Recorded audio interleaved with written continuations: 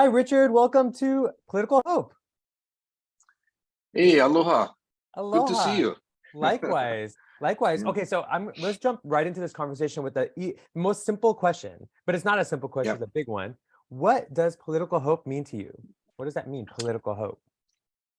You know, it's optimism. It's looking toward the future. It's getting the young folks who actually know that something ain't right, to get them to understand that this idea of looking into the future with optimism, we can do something about it.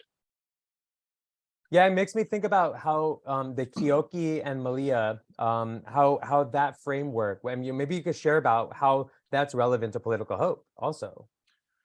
Yeah. So Kyoki and Malia represents two toddlers, and we're asking the question. Um, what can we do to make life better for Kyoki and Malia when they reach 25 years of age, which is one generation from now? And when we look at it from the future that way, and given the knowledge that we have today, everybody starts to look toward that future, and we avoid pointing fingers at each other and stuff like that. Everyone loves kids. Huh? I mean, that's how that is. I mean, we also are kids too, and that's when we also are Yeah, happy and free and feel good too. yeah, yeah, yeah. I mean, and so you bring up Keoki and Malia, but I feel like this is a story of, of the future, of 7 generations forward, or a lot of, I guess, a lot of our ancestors and our, where we come from. Doesn't matter what background you're from or what lineage you're from. It seems that there Yeah, was always a thinking about generations forward before. yeah, yeah.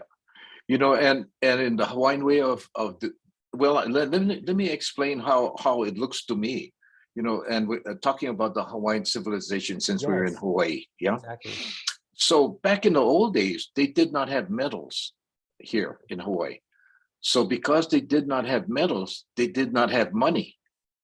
Mm, And yet they still had to balance their resources against their needs. mhm. And so the way they did it is they had an economic system that did exactly that. And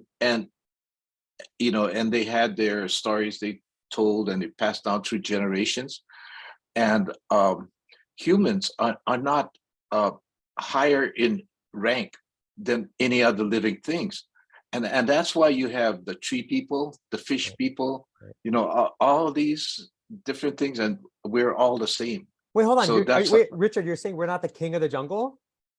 not actually the king.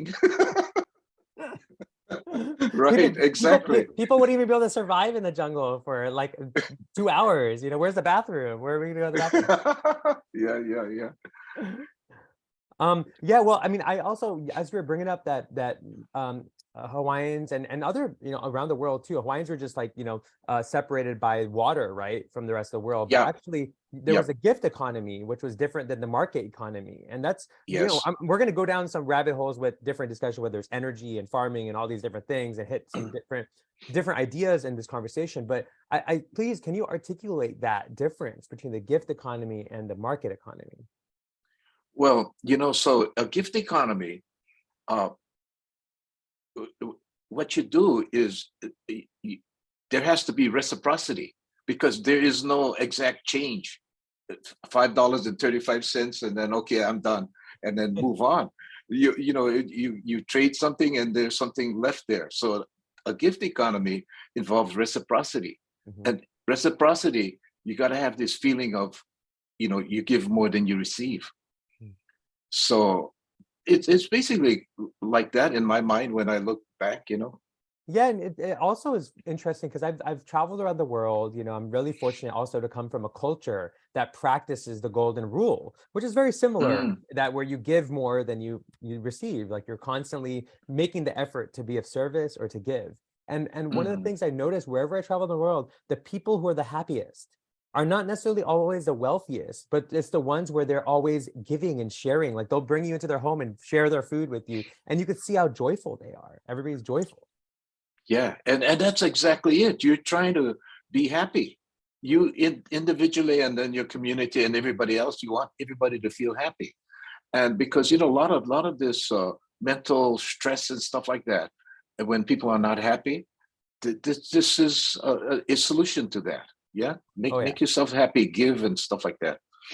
Oh yeah. And so that being said, I guess we could go down several different rabbit holes, but I do first want to acknowledge your book, right? And I read your book. Hmm. I read the whole thing. I actually read it because I like to take Oh, notes. I like to take notes and uh-huh. maybe even I'll read something. Can I read something from it?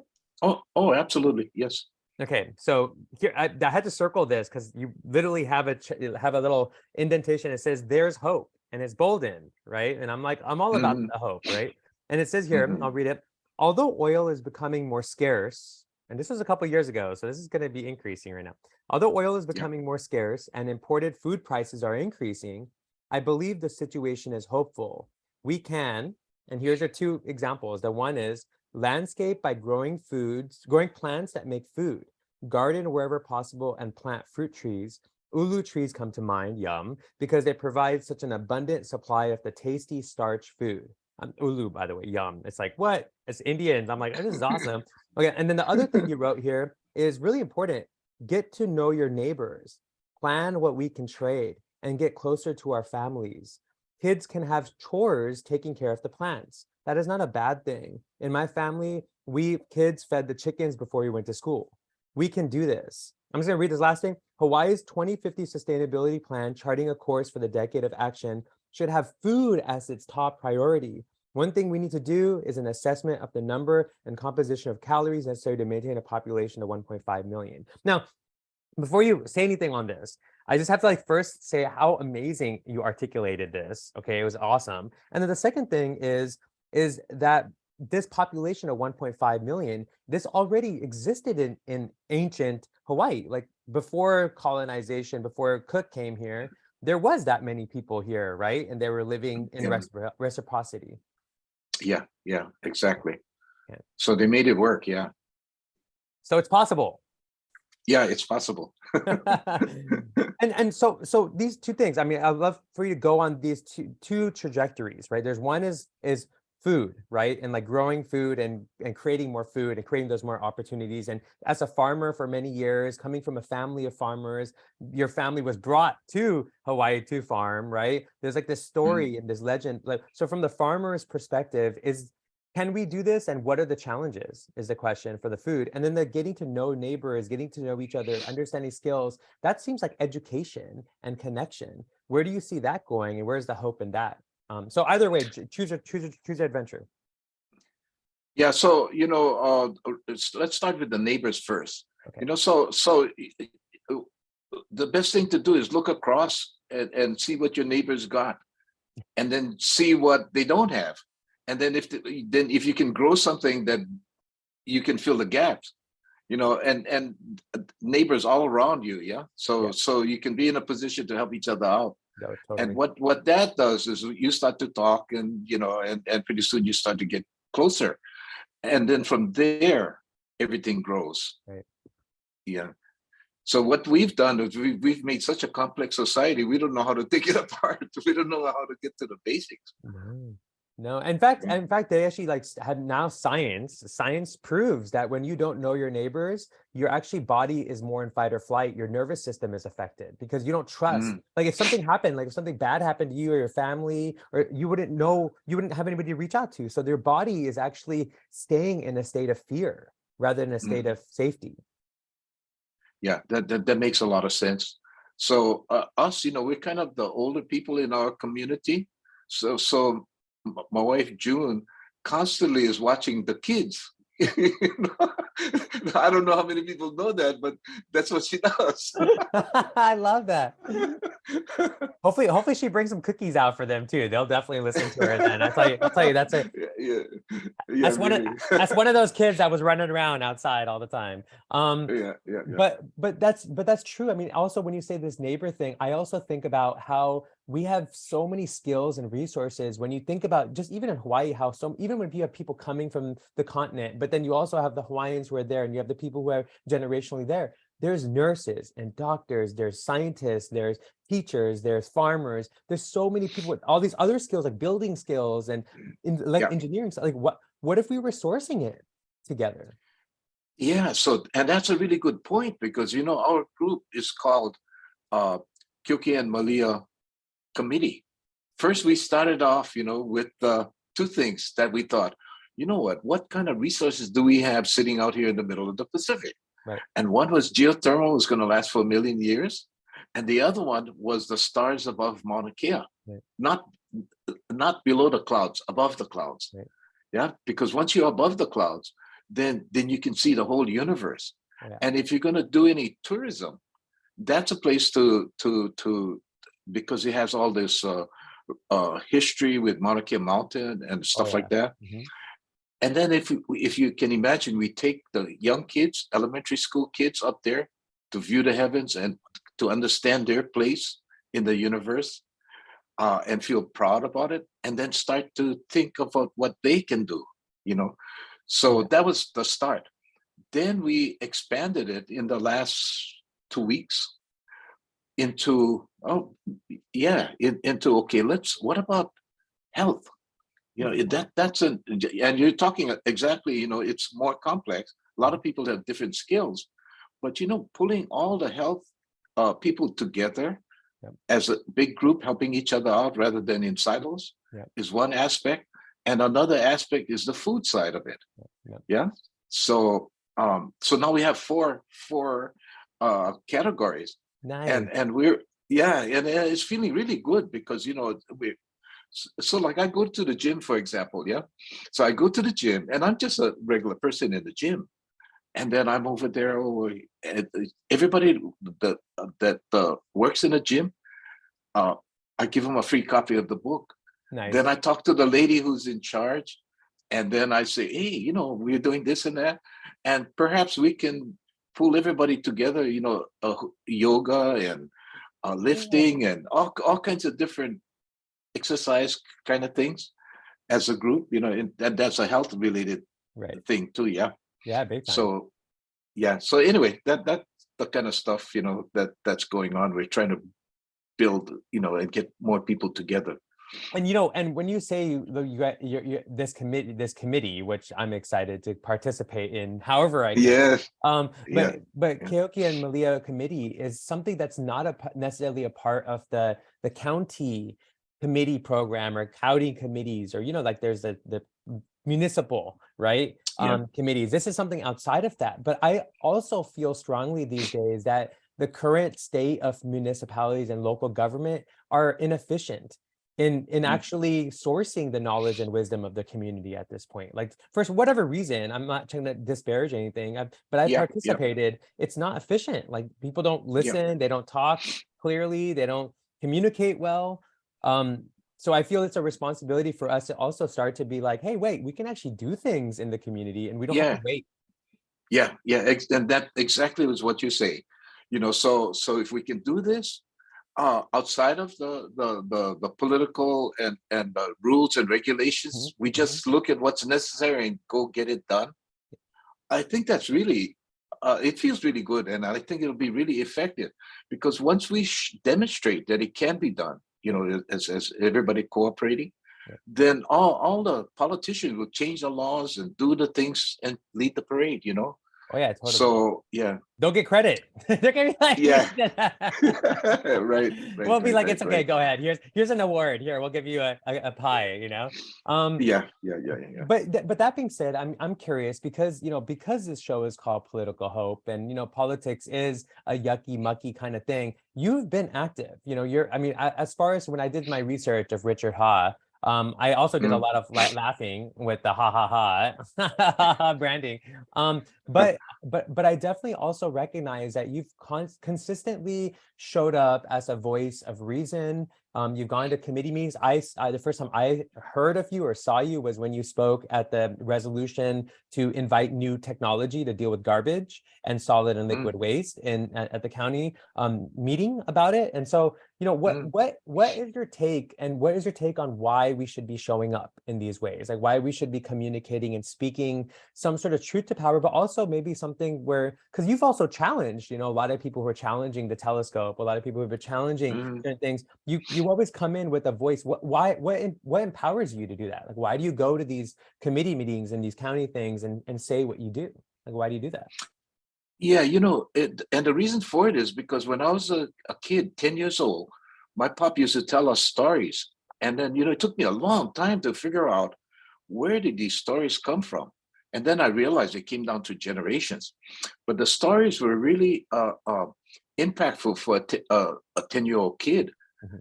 because I didn't have, my dad only went to the 5th grade, so we didn't have any history of, science and tech. All he gave us was a general framework of positive attitude, figure out, find 2 solutions for every problems and one more just in case, that I kind of love thing. that. Yeah. So it became ingrained in me. And then, so I not nobody from our family went to college. And I was expected to go to college because everybody was kind of like expected to go to college. But I wasn't really prepared because coming from small town Hilo, going to big town Honolulu, Whoa. too many too many beers to drink, too many people to talk to. I flunked out of school. So, so I flunked out of school.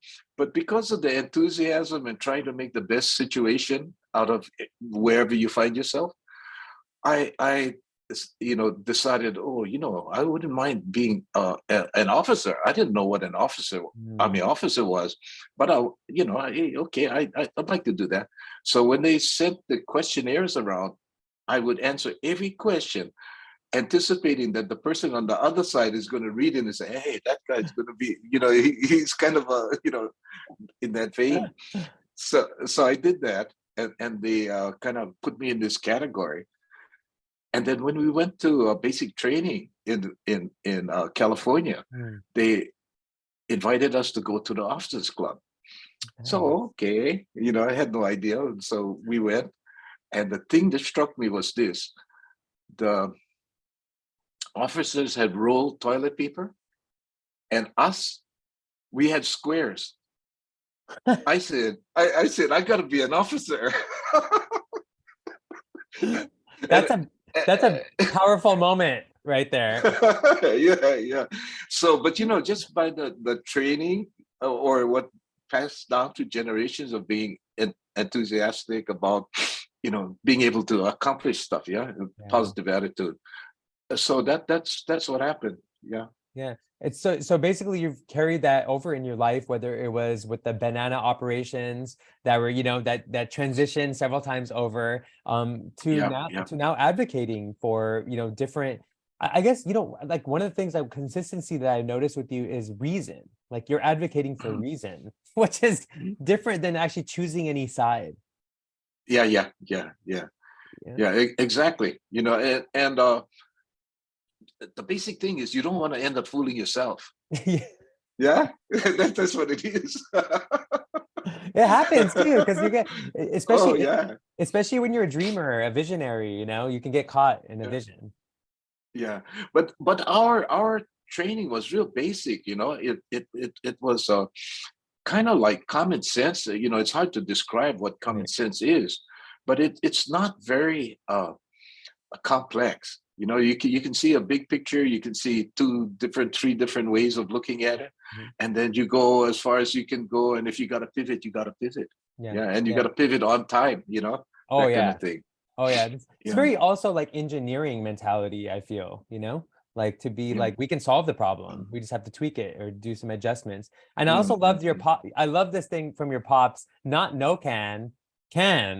And Yeah, I always feel, one of the things, Richard, as I show up in the way I do in the world, that when a lot of times there's too much comfort in the status quo. Like even if the status quo is causing harm, if people are suffering, people's health is suffering, the energy crisis is suffering, food is suffering, right? People still don't pivot. And they're like yeah, they're comfortable in the status, even if it's not a healthy status quo. And when you yeah, introduce change, when you're like, hey, let's do this, we can do this, people actually get afraid, like they actually retreat. yeah, Like, wait, yeah, no, yeah, we yeah, can do something. We can do something. yeah. What is your insight advice on that, as those of us who show up to be like, hey, we can, like your father said, we Yeah, can do it, but we get hit with resistance, and people are like, no, this is the way it's always been. How do yeah. you deal with that? So I understand exactly what you're saying. Like when I went to the first Peak Oil conference in 2007, and we found out that the world had been using twice as much oil as we had been finding. Jeez. I knew then that I couldn't come back. Hey, the sky is falling. Nobody would listen to me. So I had to start to build up. I understand that, but don't push the idea so much that it make people very uncomfortable Right. until there's a important moment, which is now, Right. that you've built up whatever all the credibility, and throw all your credibility on the line, and try to draw people together, because what we're trying to do is get critical mass. Yeah. If everybody starts to feel this way, then everybody will jump in. Yeah. So we're right at that point right now. Yeah. Yeah. And I feel anyway. I feel that's why I feel one of the things it's really important is education, right? And why it's Yeah. so Oh, important. yeah. Why you're talking about the 30 meter telescope and all these different things where people could come together and get educated. Yeah. We did that civic action in the park. Like, why can't we have more? Oh, yeah. Yeah, Absolutely. And talking about the 30-meter telescope, so what we're doing is we're advocating for building a cultural center right above the clouds. It's not a telescope. What it is this. As a native Hawaiian myself, I drive up the mountain and I come around the corner and I see all these telescopes, and I ask myself, okay, so that's great. Okay, that's science and whatever. Where is the physical representation of the Hawaiian culture? And I see that there's none. So that's what we're building with the Culture Center Above the Clouds. That physical location where the kids can come up and feel proud. It can't be the back bedroom or the garage. It's got to be solid, and respectful. And it reminds me also of the I forgot what his name was, but he was a gentleman who was an advocate for the telescope, but also studied Hawaiian navigation and Hawaiian stars. What was his name? There's several, but Kalepa Yes. Baibayan Yes. Yeah. And there's a great example of like, hey, why can't we converge, the modern and the indigenous? Just create a space for both to exist. Yes. Yeah, exactly. Because if you look at where we're located in the middle of the Pacific, it's the biggest ocean in the world. Right. And the Hawaiians or the Polynesian people were sailing back and forth. Just naked eye, astronomy, that's science. That's very powerful science, because they also had so much less tools than what we have, and they were still understanding it and navigating it. Yeah. And also, it's also a sense of pride too. I feel when I go around Hawaii, especially Hawai'i Island, it reminds me of Punjab, where I'm from in India, and how when you take away a sense of pride from the people, it always leads to substance abuse, to violence, to harm. Like something happens when you take away pride. The community. Yeah, the Native Hawaiian community here are the lowest on the social ladder. So they have all the different stuff that's not good, but we can change that if again, it's the pride thing. So we build a culture center up there. We have the kids go down there, find elementary school kids go and find their place in the universe. Nice. And then all of a sudden we change the perception. Why can't they lead? I love that idea too, and I feel that's a good also way to navigate all the contention, right? Like, I mean, I feel like it's really smart to be more martial arts, Aikido, with it, when there's contention. Yeah, exactly. There's no point in going at each other like this, like yes, no. But it's more like, hey, like, okay, fine, we want to respect the Hawaiian traditions. Let's create a space where they can be celebrated while also respecting how powerful science is. And maybe by actually being okay with science, we can also understand that science might also help us with making us not reliant on gas from foreign things, or making us shipping food from most of our food. Like, this is stuff that science is doing all the time. And science is not separate from our farm work, right? Which is also science. Yeah, yeah. And one thing is very, very important is that we're talking not only Hawaiians, but everybody who makes Hawaii home. Yeah. So we're pulling everybody because like when I look back at how the Hawaiians looked at things, you know, there's a lot of different cultures that look at it the same way. Things come down through their culture, and then we're all joined together, all of us here. Oh So yeah. I mean, and by the way, keep in mind, I mean, as an Indian, I've noticed there's a lot of Indian plants and herbs that grow here. And you better believe, and this is like when you look at the genetic information of it, it was ah before the colonization of Hawaii. They were here. So that means the ah Polynesians were bringing they were bringing other crops and plants here. So wait, so when they say, oh, you're not allowed to yeah bring stuff in, it's like, wait a second, actually, that's how you got the abundance. yeah. That's pretty amazing. When you had that group at Hakalau, Mhm. and then we went up to Michael's place, Right. and then you gave us the stuff to. The It Spelunky. just flipped. It just flipped me out. I couldn't believe it. And You're probably still feeling it right now. yeah, But it's that pretty amazing. but that herb is from India, right? The butterfly pea is from India. Yeah, these are things that were used medicinally, right? With the la'au lapa'au, and it's been a traditional medicine. So it's I think we're sometimes we want purity so badly sometimes that we forget that Mm. actually diversity creates resilience. Yeah. You know? I'm with you there. Yes. Yeah.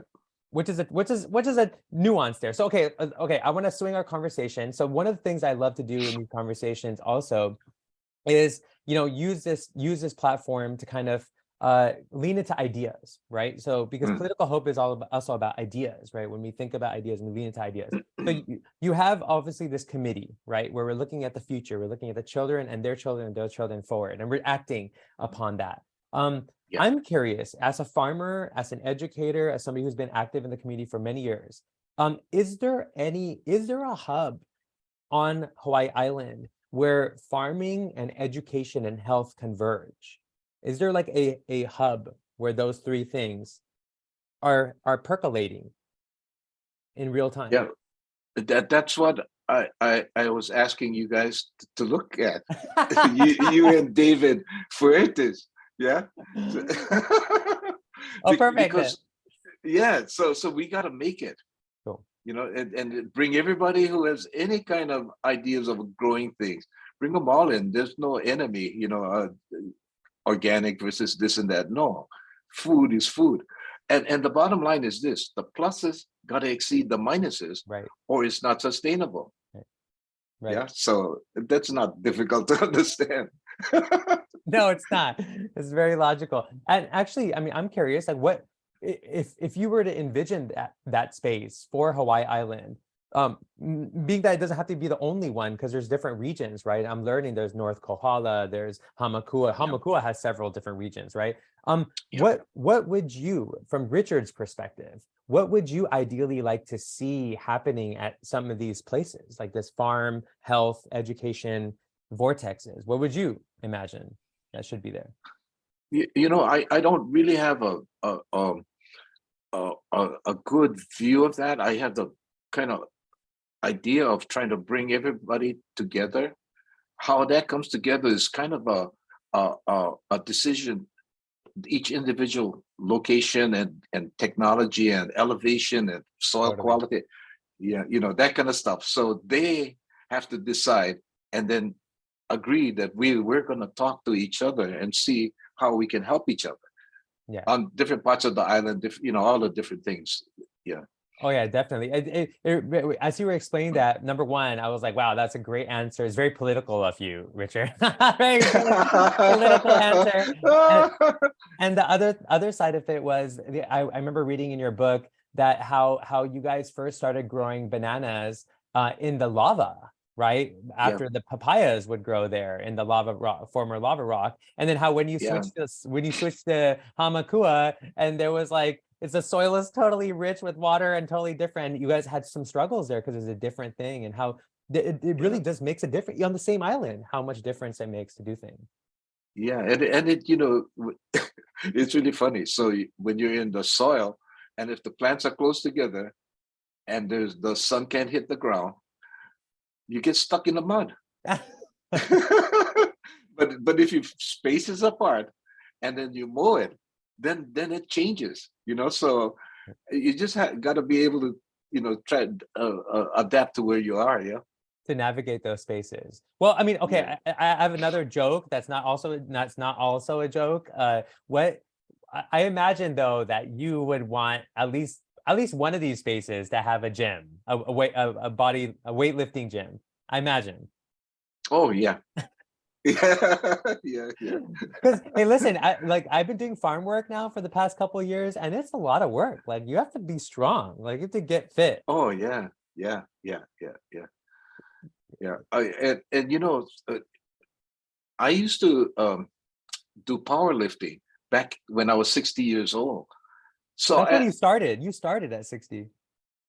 no, I entered contests at 60, but I started way, you know, like when I first came back from the military, we had, you know, just a home with barbell set, Nice. and then you can only do so much watching plants grow, and you're sitting there without anything to do. So we punch the bag, lift weights. So as the years went by, then they started having powerlifting contests, and I happened to be an older guy. I was in my 60s then, and I Wow. won every single match. Uh, and the reason for it was I was the only old guy in my class. Good thing you didn't get in your own head, though. That's good. That's good that you Uh, didn't. uh, no, no, no, no, no. So, but what I do find very interesting is that I understand how this stuff works. Yeah, the techniques and how it doesn't happen overnight. You gotta go through, you know, start training and understanding what's involved. And when you get older, of course, now you're talking about joints, and Hmm. Hmm. like me, I got kind of hunchback, and I figured it out that it was because I was just sitting on my ass too much. Oh, You know, yeah. it's you know, and so my glutes was not being used at all, and so I have to Oh, go through all this process to straighten back out. So that's what I'm doing now, because well, you know, because it's just leverage and fulcrums and this and that, sure. and you know, you don't want to hurt yourself. So that's the last thing you want to do. So so here I am at 78, looking at the guys that are 60, thinking that they're old. I'm like, hey, that's not old. That's awesome. And it also shows that you're such a glowing example that that we can continue to grow and evolve and strengthen throughout our life. Like it's never ending. We don't have to stop.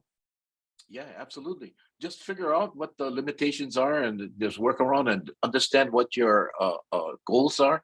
So I intend to enter powerlifting contest, but the difference is I'm not there to win. I'm there to just keep training, and Yeah. whatever I get is whatever I get. It's pretty awesome too. I mean, I also imagine it being super helpful for nurses and for other people who have to lift things that you don't normally think. Like, Oh, you think nurses need, but they need it too.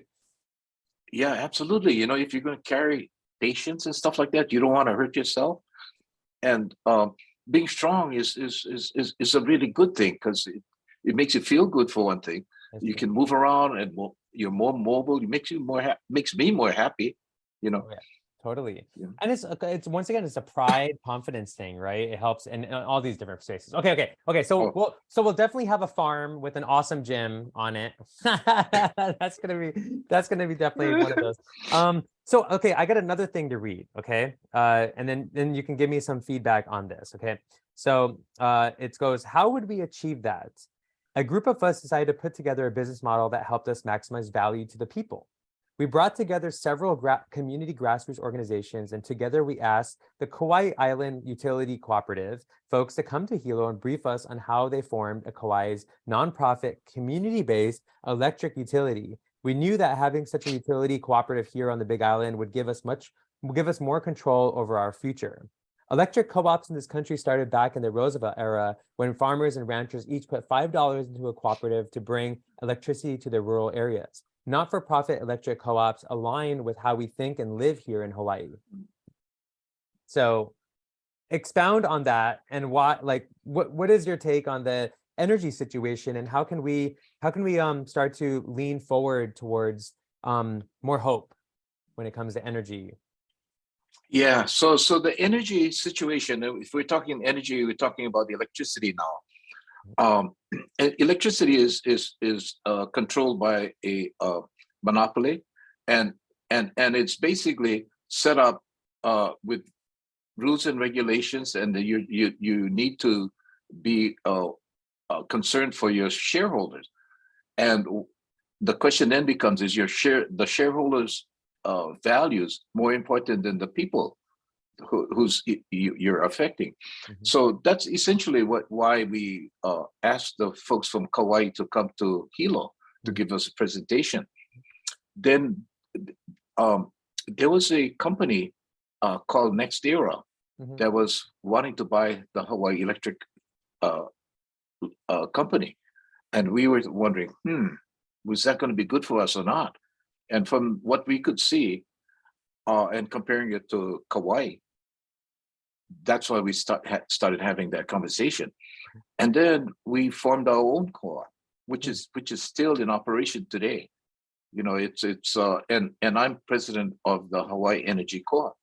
Yeah, and it's not saying that the electric utility is the enemy. That's not the idea.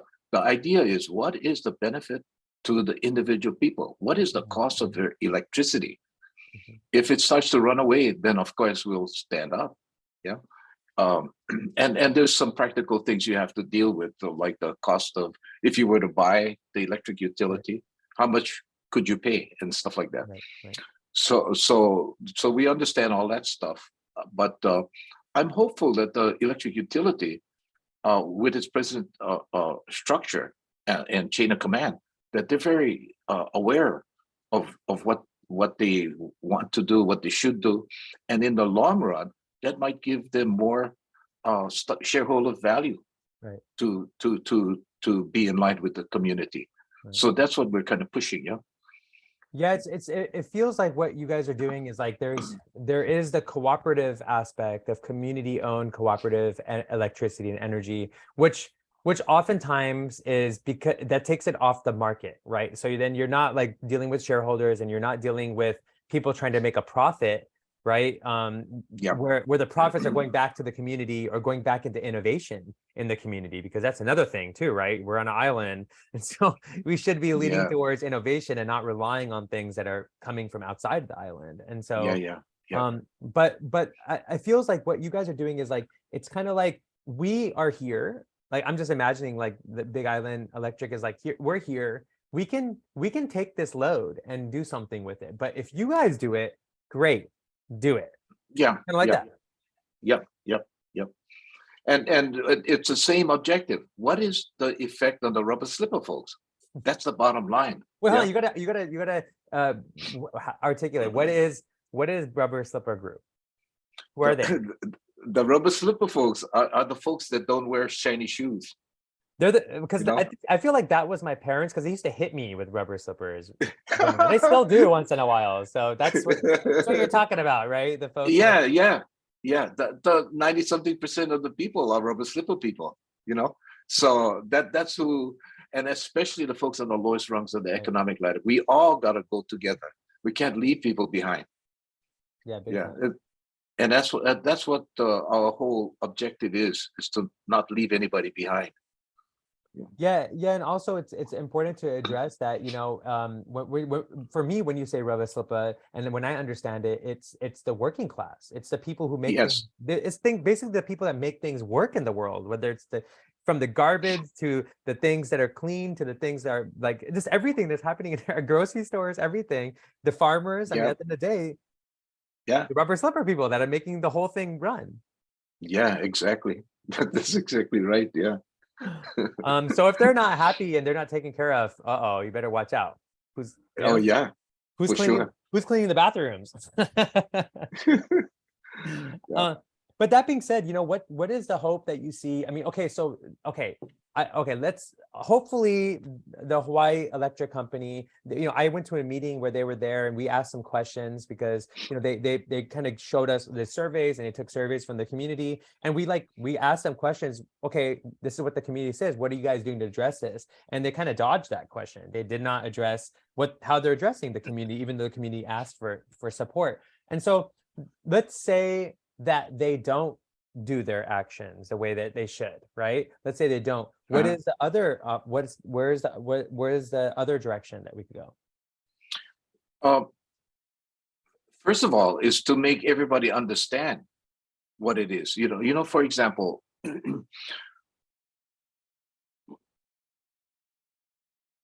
what we'd like to see is the electric utility look into the future somewhat, instead of just saying, okay, we're going to go with the solar and wind.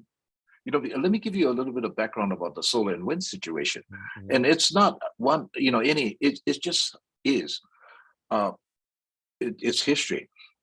What happened was the solar and wind, the intermittents were given 670 million in subsidies. Wow. Yeah, to encourage that, which is not a bad thing. Okay, we're going to try to see what we can do. But at the same time, they charge geothermal royalties.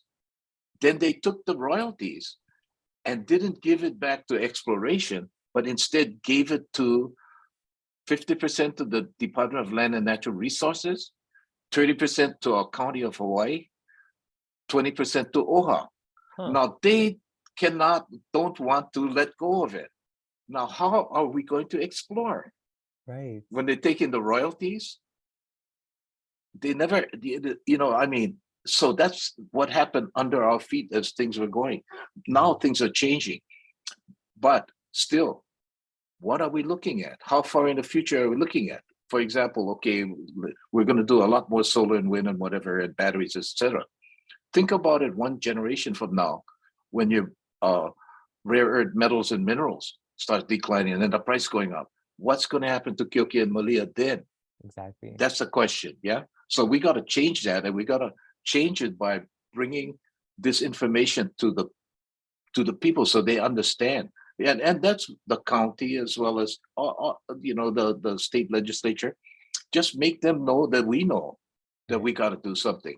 Right. That kind of thing. Yeah. Yeah, and it also kind of it saddens me because I can't tell you, Richard, how many people I've met, in the past few months that were leaving Hawaii, that were Native Hawaiians or had generationally been in Hawaii, and they were leaving because they're like, we can't afford it. Our kids don't have opportunity here. They were going to Las Vegas or Arizona or Texas, and I'm like, oh no, they don't see a future for Yeah. Keoki or Malia here. And then you also have the people coming in from the continent too that are being disillusioned with that their stability for the future unless we make some adaptable changes. Like they're kind of disillusioned that like it's actually safer here than it is in the continent when you have the Native Hawaiians leaving. It's like this weird thing happening where there's disillusionment everywhere. But how do we bring, I don't know if we can answer this question, this conversation, Richard, but maybe I'm just posing this question. How do we encourage Native Hawaiians and Hawaiians who have generationally been here to stick around and participate in this process so that their Keoki and Malias can stay here and grow up here and thrive here? Yeah. And we have to have jobs for the people. If we don't have jobs, they're going to keep on leaving. Yeah. I just read an Associated Press thing 2-3 days ago and talked exactly what you're saying. It's really worrisome, but we can do that, and that's our objective. So that Kyoki and Malia, like now, you can do so many things with your iPhone. So the young kids can do a hell of a lot more than I can. Right. They can do a lot of things from here. So it's up to us to kind of set the stage so that the advantages we have, let's leverage our benefits. Yeah, you had Brittany Zimmerman on your program, yeah, Mhm. and she was talking about green hydrogen. Right. Now that is incredible because we have the opportunity now. It right here on Hawaii Island, we have both what Brittany is talking about, utilizing Mhm. the trash in a way that there's no greenhouse gases, Right. emitting into the air, net negative. So that's one aspect that was never there a year ago. Mhm. This just popped up, and I went, "Holy smokes!" When I Wow. first met her, I said, "Oh, is this true?" And so what I did, I spent my whole time at the start trying to figure out who she was inside. Mhm. Mhm. Once I understood where she was inside, then I started to try to understand the science, which I can't, but never, but now I know who she is inside, Mhm. and she's just like us, she's Yeah. looking at the rubber slipper folks. She knows that's very important. So now all of a sudden we've got geothermal and uh, uh, what Brittany folks are doing to make green hydrogen. Mhm. Just try to think who else in the world has that opportunity. We can Definitely. be first in the world right now, yeah. Yeah. But we have to show people so that they understand that this is what we have. Mhm. Let's try to figure out solutions to this, you know, and as well as other things, yeah. But just that, yeah. Yeah, I mean, that's beautiful. I mean, I think it's one of those things where Hawaii attracts everybody, in my opinion. What I've noticed is that everybody comes and they're like, "Oh my God, we want to stay here. It's great." But to be in Yeah, yeah. service to Hawaii is a whole different thing. And it Yeah, yeah, requires yeah. a level of humility. It requires a level of collaboration and a willingness to for reciprocity, right? Which is like not very much practiced anywhere else in the world unless you're very fortunate. Yeah. But in that space, I recognize too that yet there's this energy situation, but there's an education problem happening as well, right? Where folks feel like there isn't hope.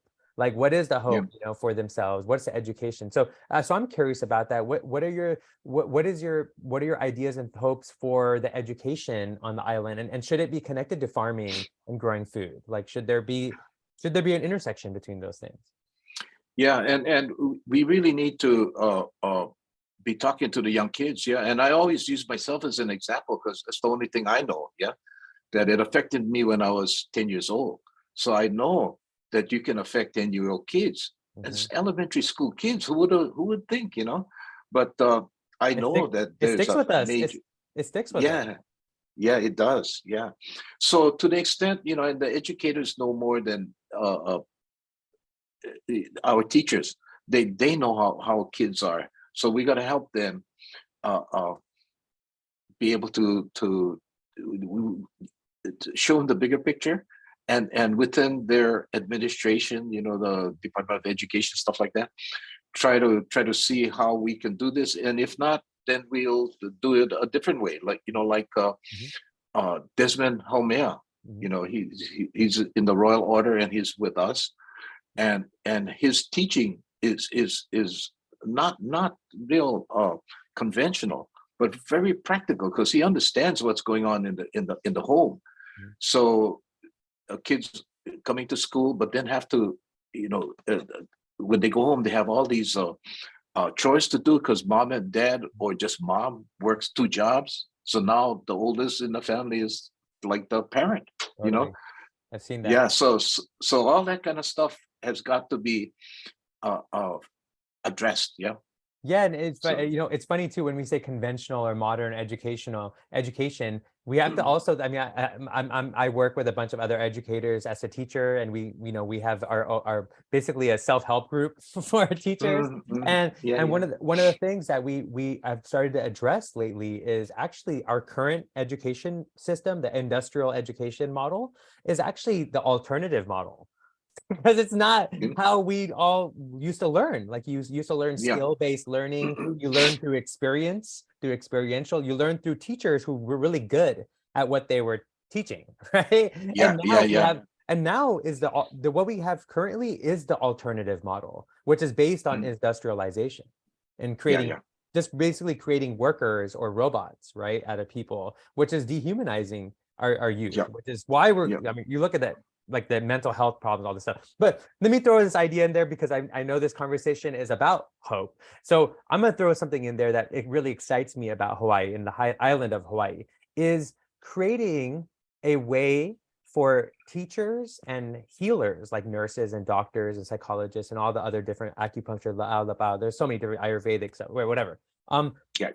Creating creating homes that are on farms for teachers and nurses so they don't even have to pay to be on that farm. So that takes away a whole cost of living, right? Where then they can get the pay, whatever the payment from the county is or whatever. And it's not they're paying the rent is not the problem, but then they can be in service to the farming communities. Yeah. That makes a lot of sense, and that's something that I wouldn't have thought of. So that's why, like you guys, if you do that, see that if I were to say what the solution is, I wouldn't get anywhere. But what you just said is like, oh yeah, it's a good idea. Well, I know that if you're throwing a rubber slipper at me, then it wasn't a good idea. So remember, but one of the things I've noticed, I have a few friends who are from the continent that are great teachers, and they're leaving after this school year because they're not getting paid enough and they can't afford. Even though they're really good teachers, they want to show they really care, right? They're really beautiful people, I know, but they just can't afford to live in Big Island anymore. It's kind of crazy. So how do we keep the good teachers? And while keeping them, how do we make sure they're nourished with good food, that they're healthy, that they're taken care of? Yeah, that's a challenge, and that's what our objective is. And we gotta as a group figure out what the solution is, because once everybody buys in, we're going together as a group. Hey, pretty soon we hit critical mass and everybody will jumping in on the parade. Totally, it's so true. Actually, that's so funny you bring that up. Yeah, it's all critical mass is key, and that what people need to understand. Critical mass is not everyone. It's not even a majority. No. It's just a bunch of people going in one direction, and everybody like, where are they going? Let's go. we see where we're going. We've done that path already. Let's go there. What those guys are going. That looks interesting.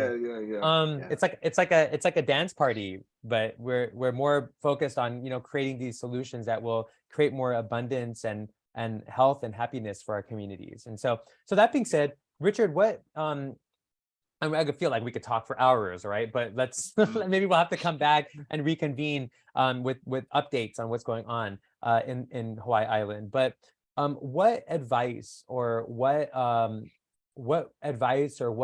encouragement would you give to folks out there to be civically engaged? I mean, whatever that means to you, what advice would you give?